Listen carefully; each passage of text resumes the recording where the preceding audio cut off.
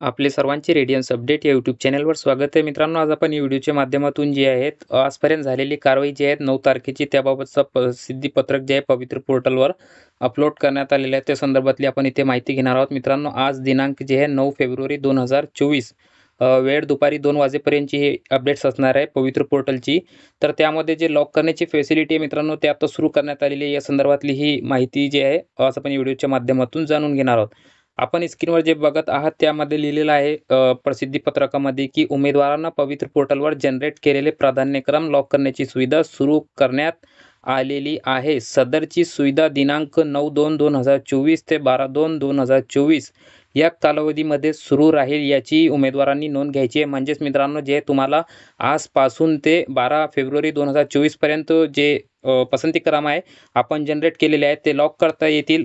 जर काही उमेदवारांनी अद्याप जनरेट केलेले नसतील तर त्यांना देखील जनरेट करून जे हे लॉक करता येणार आहे. अशी प्रकारची ही सूचना यामध्ये पवित्र पोर्टलवर देण्यात आलेली आहे.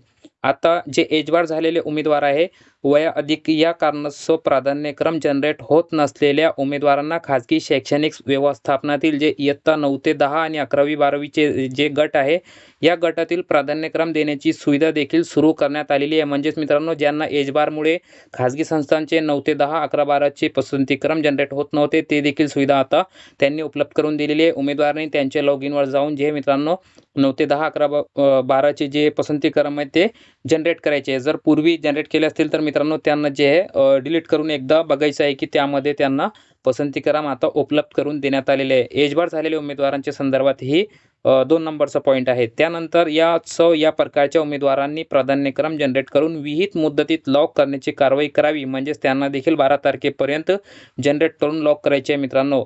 त्यानंतर यामध्ये आपण तिसऱ्या नंबरचा जे महत्त्वाचा पॉईंट आहे ते बघू शकता की काही उमेदवारांना प्राधान्यक्रम लॉक करताना त्यांच्या पात्रतेनुसार प्राधान्यक्रम उपलब्ध होण्यासाठी अलर्ट येत असल्यास अशा उमेदवारांनी त्यांचे पूर्वीचे पसंतीक्रम जे आहे डिलीट करायचे आहे आणि पुन्हा नव्याने जनरेट करून ते लॉक करणे आवश्यक आहे. कारण मित्रांनो काय झालेलं आहे की यापूर्वी उमेदवारांना जे पहिल्या दुसऱ्या दिवशी म्हणजेच 5-6 तारखेला जे पसंतीक्रम जनरेट झाले होते त्यामध्ये BScचे MScचे काही प्रॉब्लेम्स होते ते नंतर सोडवण्यात आले. काही खाजगी शैक्षणिक संस्थांचे संदर्भात विषयाच्या संदर्भात प्रश्न होते ते सोडवण्यात आलेले. म्हणजेच मित्रांनो सर्व आता अडचणी त्यांनी जे इथे दूर केलेले आहेत. तर आता उमेदवारांना जे ते मागचे जर त्यांनी जनरेट केलेले असतील आणि ते आता त्याला लॉक करत असतील अशा उमेदवारांना ते लॉक होणार नाही. तिथे अलर्ट म्हणून त्यांना जे हे इथे दाखवणार आहे की तुम्ही याकरिता पात्र नाहीत. तर त्यांना आता काय करायचं आहे तर त्यांना ते पसंतीक्रम अगोदर डिलीट करायचे मग नंतर पुन्हा नव्याने जनरेट करायचे. जनरेट केल्यानंतर मित्रांनो त्याचं तुम्हाला नंबरिंग द्यायची आहे 1, 2, 3 या प्रकारे तुम्हाला ते नंबरिंग द्यायची आहे आणि नंबरिंगला आपण जे असाइन म्हणतो.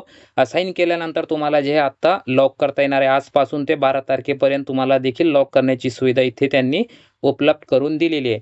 शेवटचा मित्रांनो इथे पॉईंट आहे की प्राधान्यक्रम जनरेट करून लॉक केल्याशिवाय उमेदवार पदभरतीच्या पुढील कोणत्याही प्रक्रियेमध्ये मित्रांनो ते सहभागी असणार नाही किंवा ते सहभागी राहणार नाही. मित्रांनो हे अत्यंत महत्त्वाचं आणि इम्पॉर्टंट पॉईंट आहे की जर तुम्ही इथे समजा पसंतीक्रम जे आहे प्रेफरन्स इथे तुम्ही जनरेट केले आणि त्याला तुम्ही तसं सोडून दिला त्याला तुम्ही लॉक केला नाही तर तुमचं जे पसंतीक्रमचा फॉर्म असणार आहे ते तसंच ड्राफ्टमध्ये पडलेलं असणार आहे.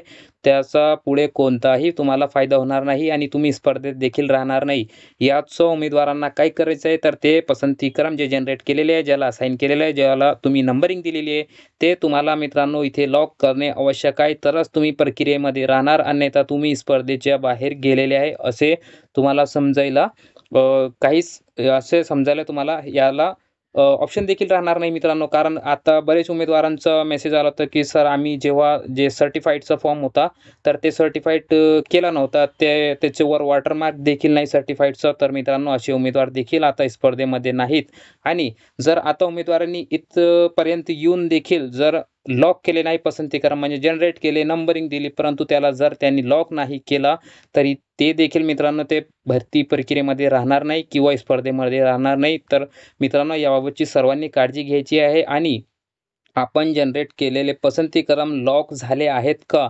तर ते देखील मित्रांनो हे आपल्याला बघावे लागणार आहे. 12 तारखेपर्यंत मित्रांनो ही शेवटची आपल्याकरिता लॉक करण्याची सुविधा आहे. त्या सर्वांनी मित्रांनो या वेळेच्या आधी पवित्र पोर्टलवर पसंती क्रम जनरेट करून लॉक करायचे आहे. ज्यांनी जनरेट केलेले होते पूर्वी त्यांना आता लॉक करायचे आहे. तर आता सध्या पवित्र पोर्टलची जी वेबसाईट आहे मित्रांनो ते अत्यंत पारदर्शकपणे मस्त व्यवस्थित चालत आहे. तर आपण तिथे जाऊन जे आहे पवित्र पोर्टलवर आपले पसंतीक्रम जनरेट करून घ्या. नंतर लॉक देखील ते 12 फेब्रुवारी 2024 पूर्वी तुम्हाला जे आहे ते लॉक करायचे आहे आणि 12 तारीख ही शेवटची असणार आहे. तर ही महत्त्वाची अपडेट्स होती मित्रांनो दुपारी 2 वाजेपर्यंतची.